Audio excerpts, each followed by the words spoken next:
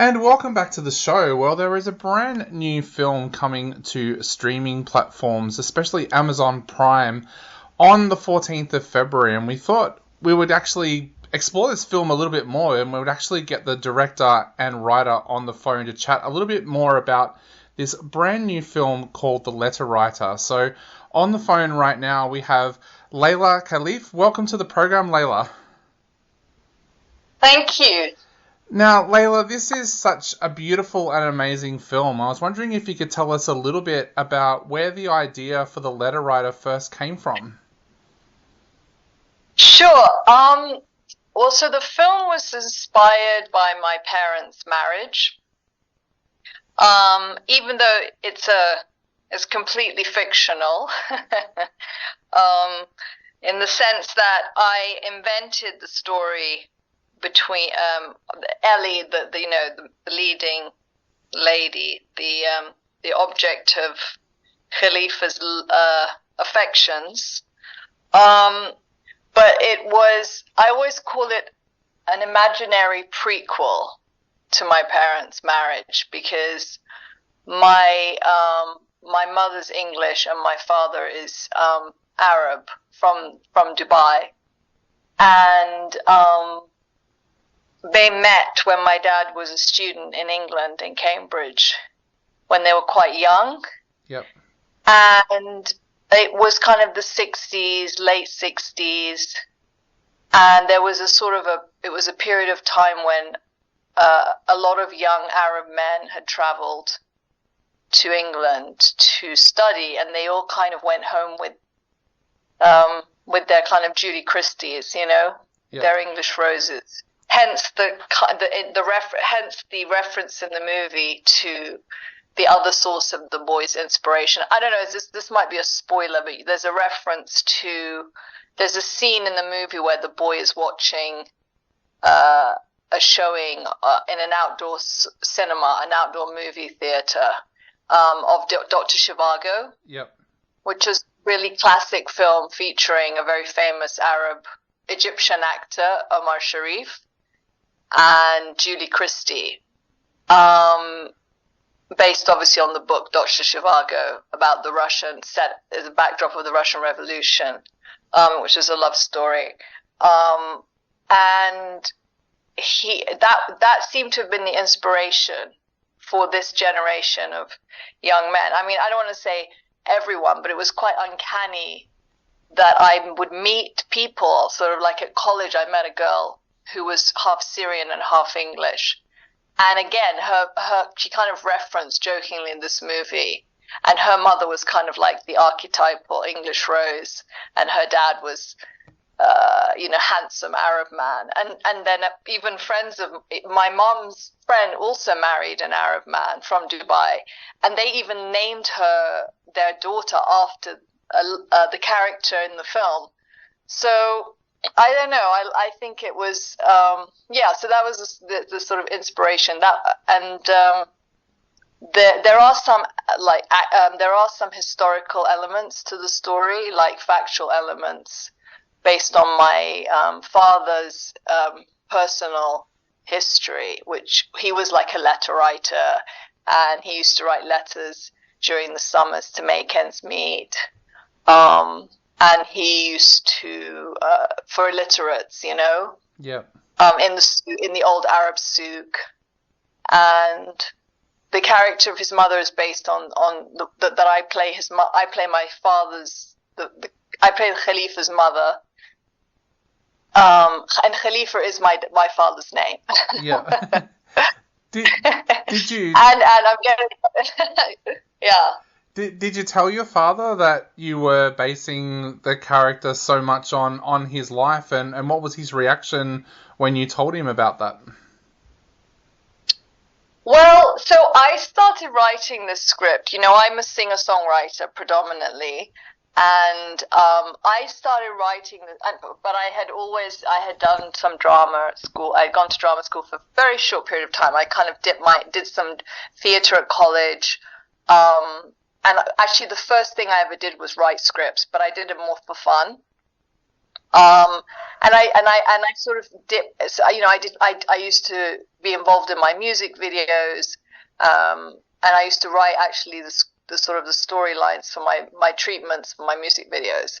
So I had always would have a script idea, like sort of floating around in my head, and I'd probably tell family members. My sister's actually a film producer, and I had this idea. So it was like a long time ago. It must have been around, oh God, I don't know, 2000, mid noughties when I started thinking about it, and it took a different form. But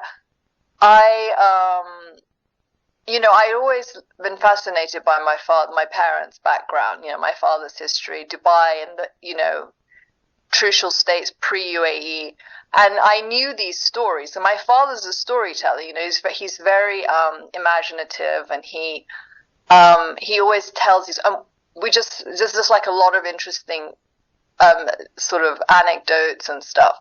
So, you know, I probably mentioned it to him, you know, at some point. But then when I did write the first draft about 2013, and he didn't really show any interest in it, because he's sort of like, oh, okay, that's just another one of her, you know, her sort of fantasies. I don't know.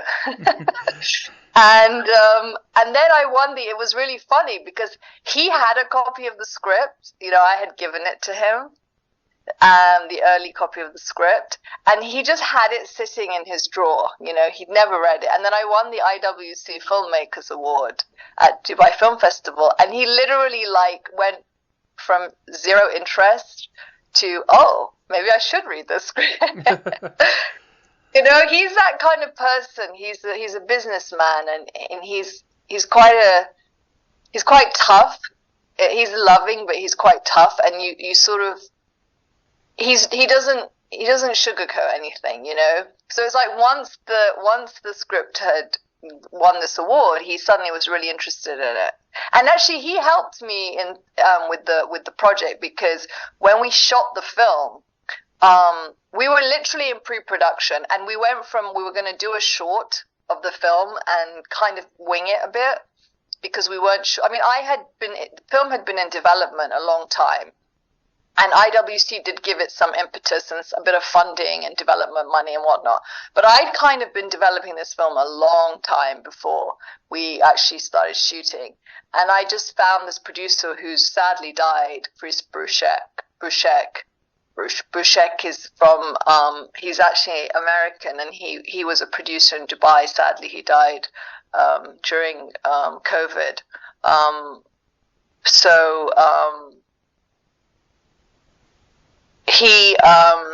He just jumped into it with full enthusiasm, and we couldn't find the right location, because you see in the UAE, in Dubai specifically, the area where we wanted to shoot, where it was based on the actual area that didn't exist anymore.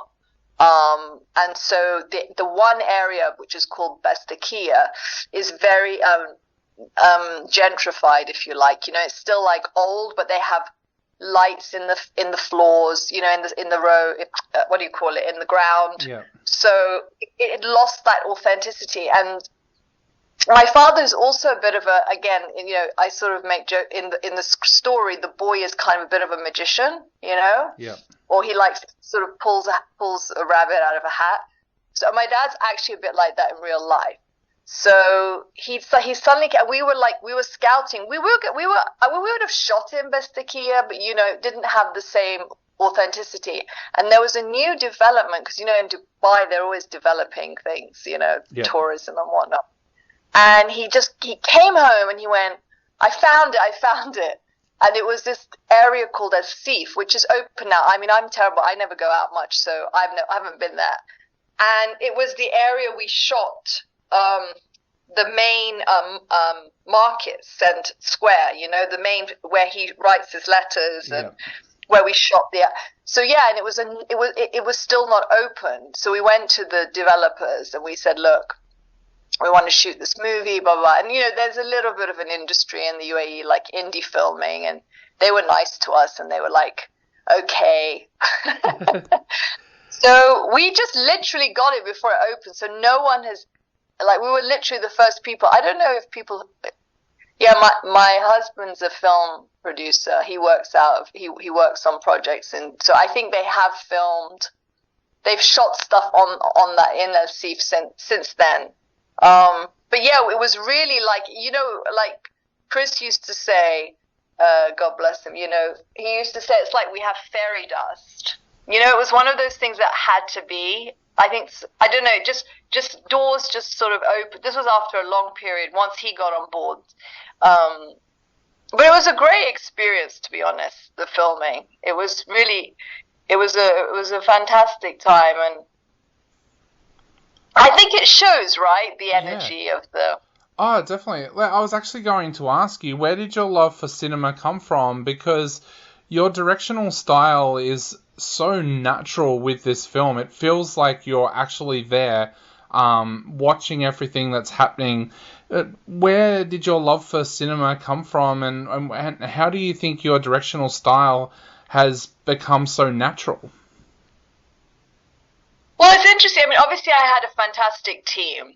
So I think I went into my contribution, it was very much the vision I had for how I wanted the film to look. But I'm not a technical person, and Arturo, who was my cinematographer, Arturo Vasquez, again, I was very lucky with him. He's been this fantastic guy.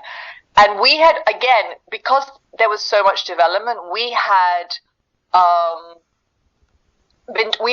been planning to shoot other stuff before this, so we'd already established a kind of relationship, aesthetic, and he understood my aesthetic, which was, I was very much inspired by Latin American cinema, so I already had that, or sort of Mediterranean aesthetic, like films like Cinema Paradiso, Il Postino, a fantastic film called Central Station, shot in Brazil. So I already had a very specific aesthetic, like Water for Chocolate.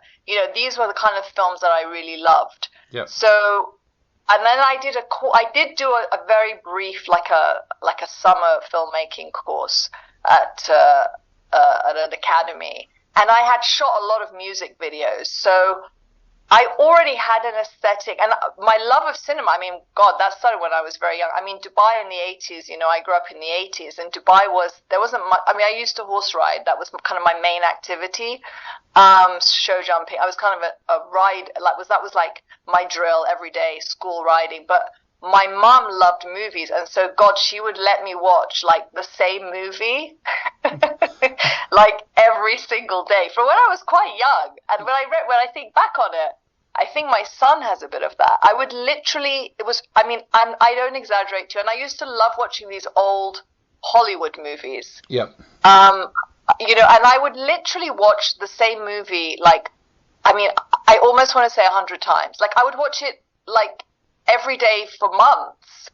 And so maybe that's where I developed that kind of love of cinema. I also, for me, films are about reimagining reality, or I suppose like a novelist will write the story that, that the outcomes they want, they don't happen in real life, so you create them on the page or on the screen.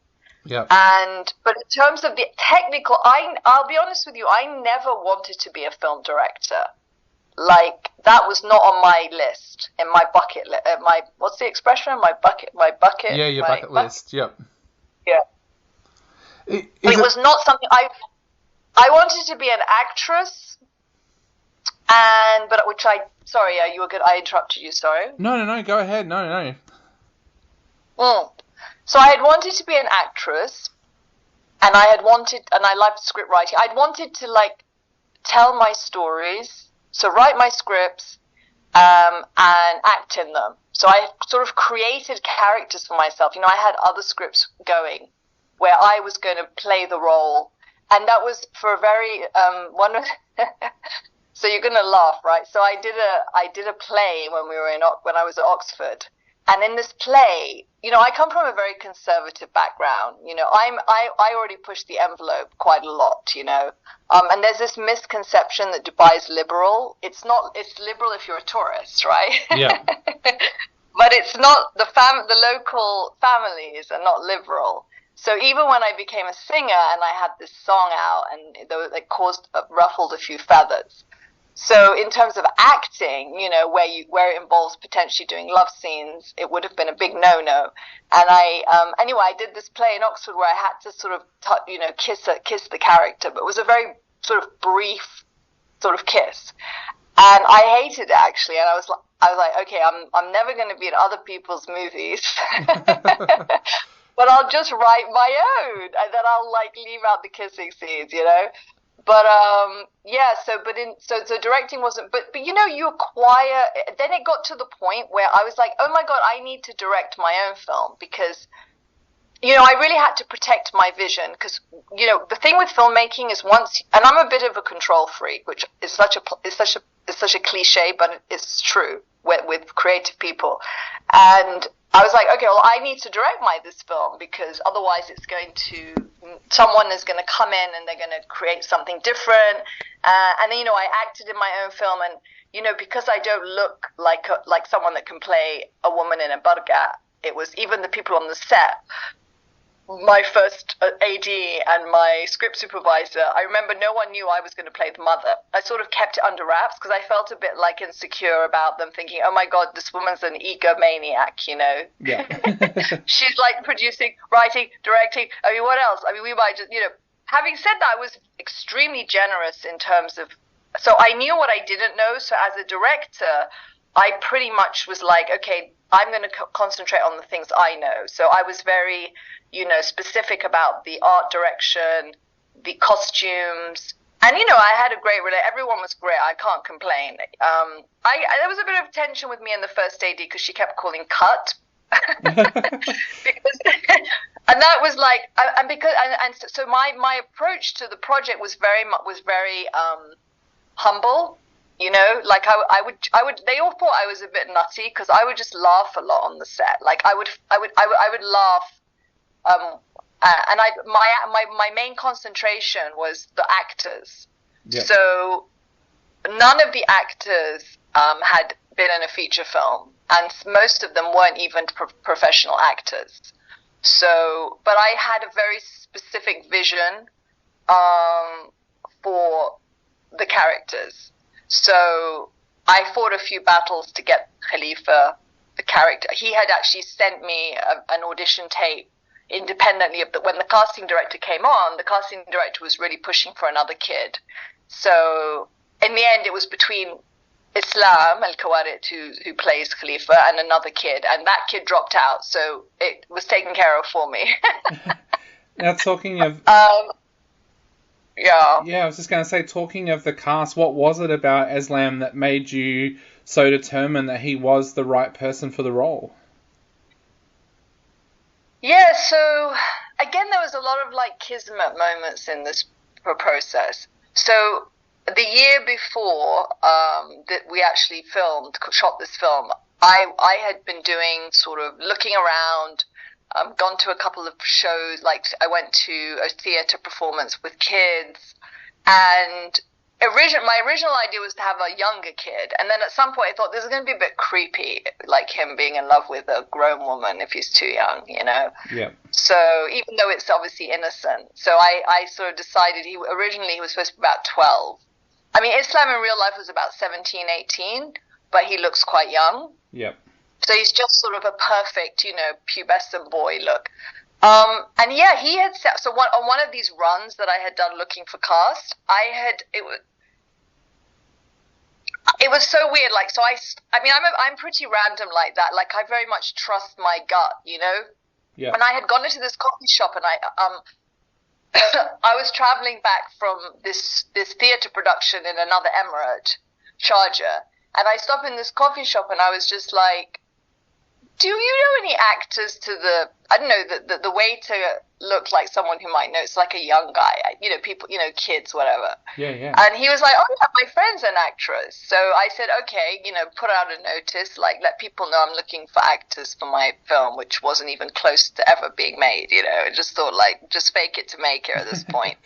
And so I got this kid, Islam, sent me this video, And the minute I saw this video, I was like, this is Khalifa. I was absolutely sure.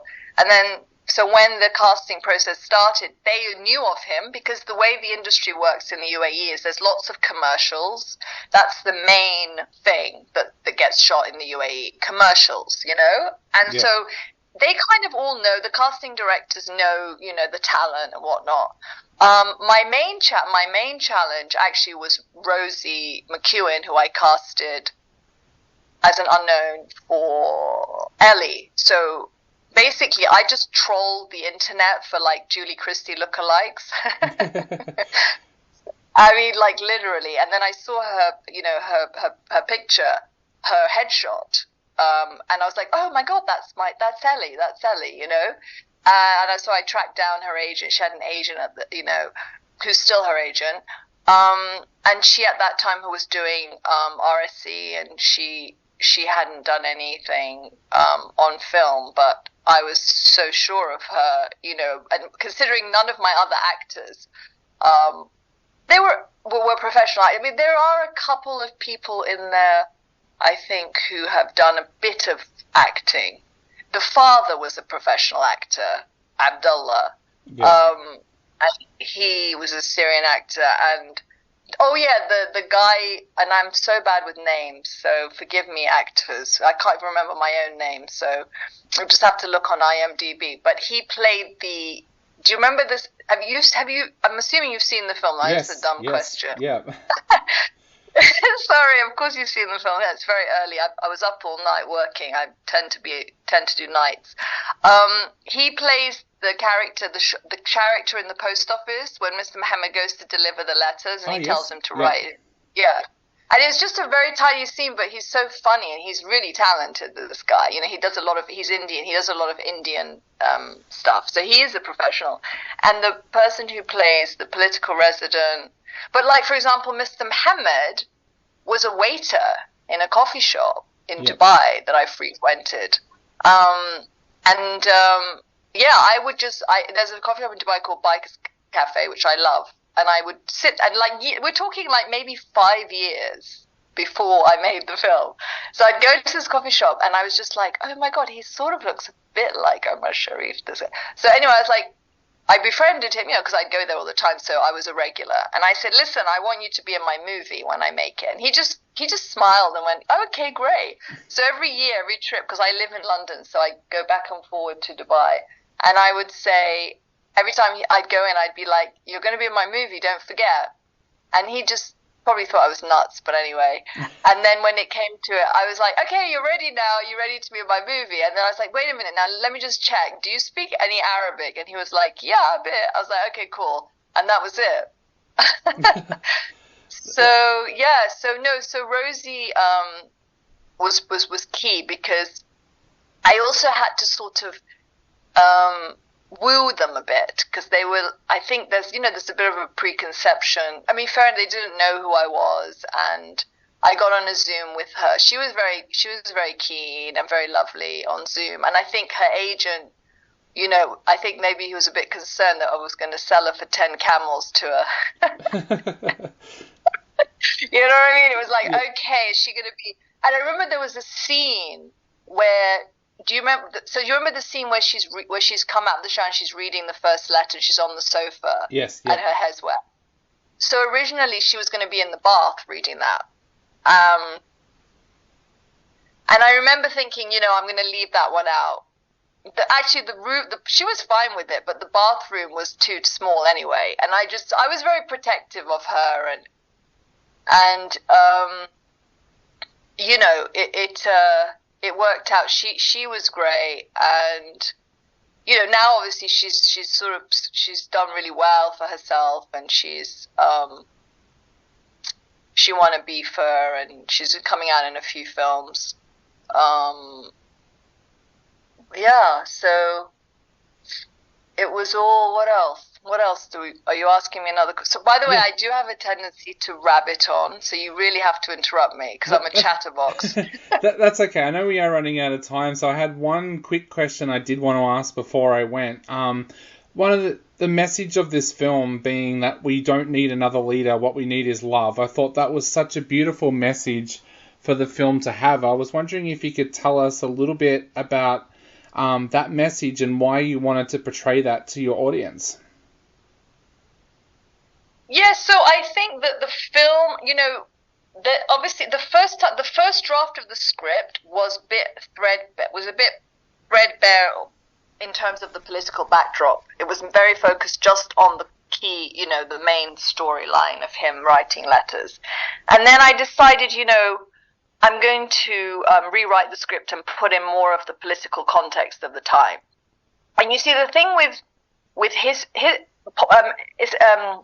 UAE history is not taught really in curricula. I don't know anymore, but there's a sort of a tendency to sort of not revisit the past.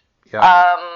So, there are lots of books with historical, on the UAE, formation of the UAE. But obviously I had anecdotal stuff from my father, and, but it's quite shrouded in mystery, let's say. And I think just because of the region and the sort of type of government, in the UAE, it's sort of, what's the word? It's, for example, I showed the film at a small festival in the UAE, and I had to, they censored the scene where the boy burns the flag. Yeah.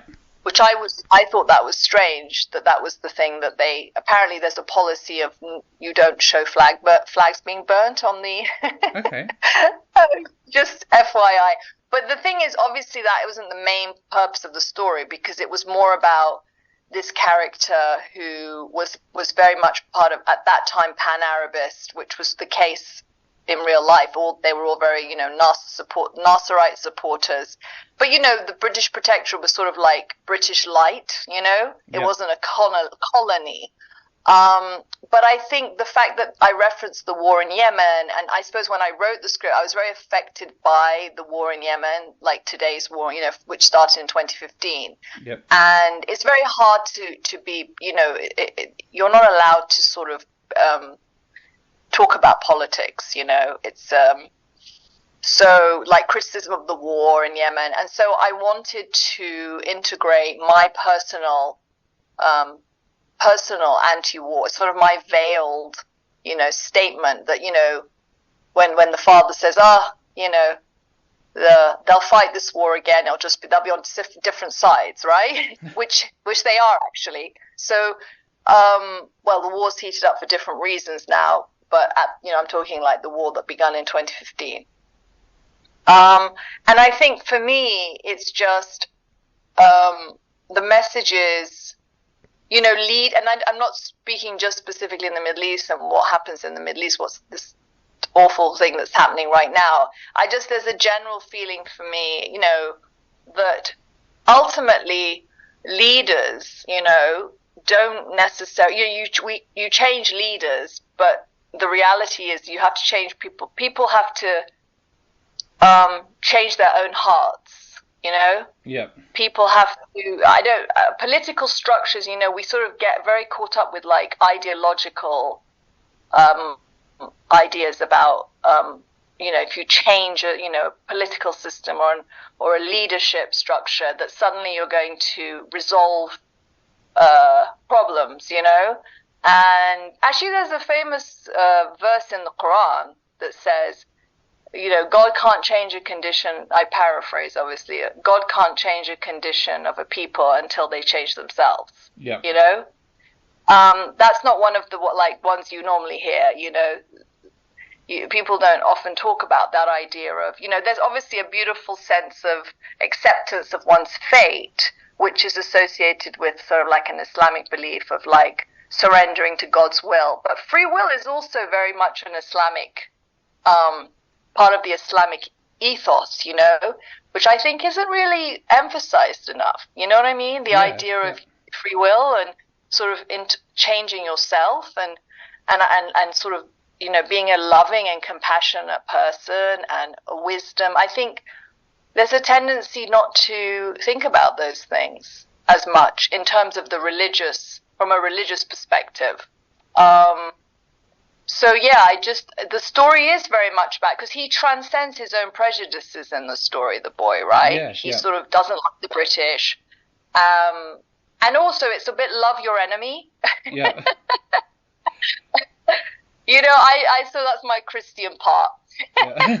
Or my Islamo-Cristiano whatever part. But you know what I mean? And I think when I think about love, love is such a cliche term. It's like all you need is love, and you think of the Beatles, and then everyone goes back to killing each other.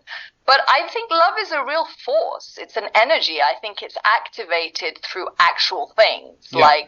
Like I said, love your enemy does actually mean talk to your enemy. And I can look at it through a political lens. Like, I think I read a quote by Lincoln that said the best way to destroy an enemy is to make him your friend. Yep. You know what I mean? Yeah. And I think just the reality that violence doesn't resolve.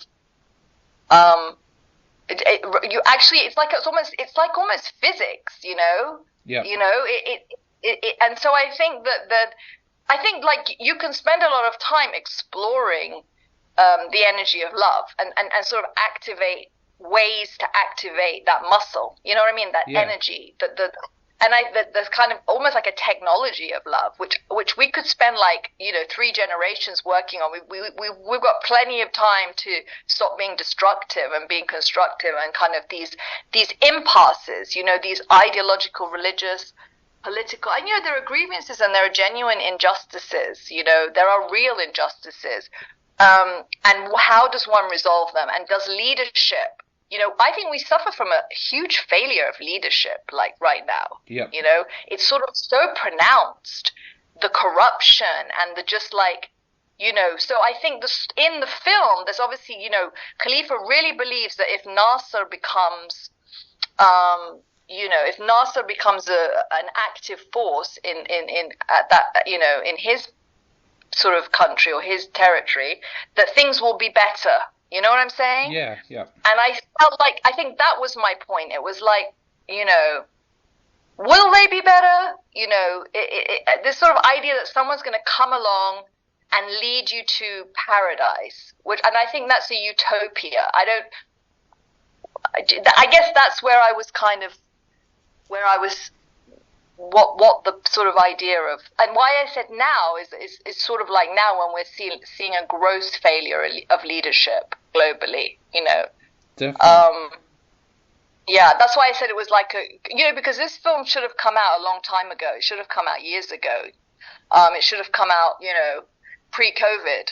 Yeah. I went to I was signed to another distributor. We were supposed to have a cinema release in the UAE. So, it just felt timely, It does, definitely. And I know it's a message that people right around the world are going to be able to relate to as well. So, Layla, I just wanted to say thank you so much for taking the time to chat to us tonight. It's been an absolute honor having you on the show. And I have to say, I can't wait to see what the next film is that you're working on as well, because I think you've got a very, very special talent, and I can't wait to see your next film.